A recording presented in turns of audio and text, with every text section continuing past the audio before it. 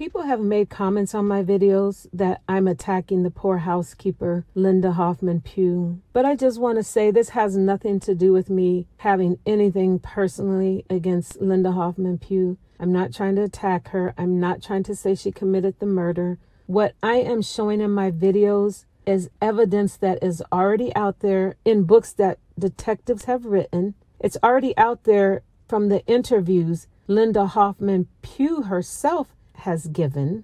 These are things that she wrote, things that she said. I quoted her statements to the grand jury. I have quoted police detective statements and other people involved in the case, their statements. So none of these are my own statements. I do give my theory of what I think happened in the crime. I am not saying Linda Hoffman Pugh is guilty. What I'm saying is some of the things that she has said and some of the evidence that the police have presented should be questioned further. That is all I'm saying. I'm not saying the woman's guilty. I don't know her. I don't have anything against her. I'm just saying these things should be investigated a little bit further because they were completely and totally ignored. This is one of the things that I think need to be investigated further. On page 46, Steve Thomas, who was one of the lead detectives in the JonBenét Ramsey murder, he wrote a book. It's called JonBenet Inside the Murder Investigation. Steve Thomas writes, Ramsey housekeeper Linda Hoffman Pugh and her husband, Mervyn, managed to focus suspicion on themselves. When the detectives asked if the couple had any black tape, Mervyn dug 3 rolls from his garage, only one unused. Then the detectives said they wanted white-lined notepads, and Linda handed over one that seemed to be a visual match of the ransom notepaper and admitted it came from the Ramsey house.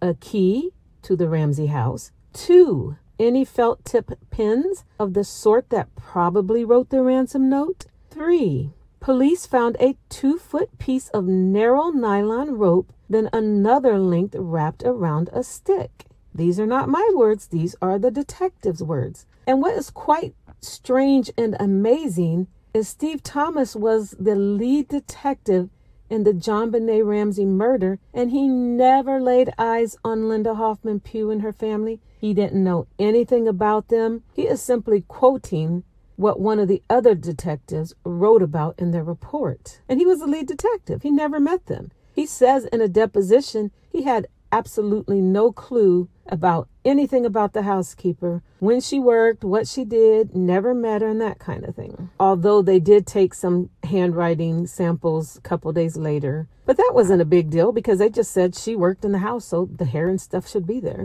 But then on page 26 and 27 of Lawrence Schiller's book, Perfect Murder, Perfect Town, he writes, in the kitchen, the police told the housekeeper that JonBenet had been murdered. She screamed and couldn't stop shaking. After Hoffman Pugh settled down, they asked her to print some words on a sheet of paper. Mr. Ramsey, attaché, beheaded, and the number 118,000. But Linda was too upset to write. What's quite funny here is people have attacked Patsy and ripped her to shreds because she was too upset to write after her beautiful, beloved daughter was murdered. They ripped her to shreds because she was so distraught from her child being murdered, but yet it was perfectly fine for Linda Hoffman Pugh, the housekeeper, to be too upset to write and for them to come back sometime later and get her handwriting sample, which is a little suspicious to me. Okay, then they talk about Linda Hoffman Pugh's alibi on page 27 of Lawrence Schiller's Perfect Murder, Perfect Town.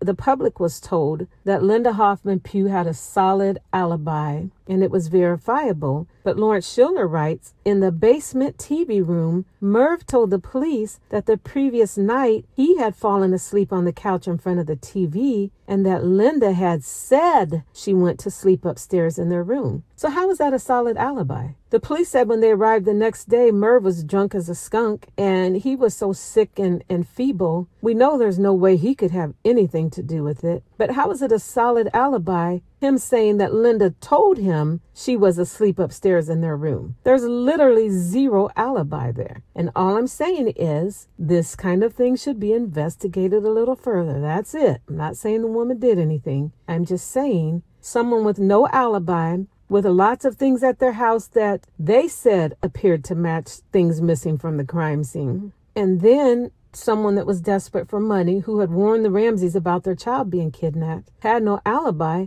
I'm just saying these are things that should be investigated a little bit further. I'm not saying the woman killed anyone. I'm just saying look into it a little bit further. That's all I'm saying. Please don't forget to like and subscribe and hit the reminder bell.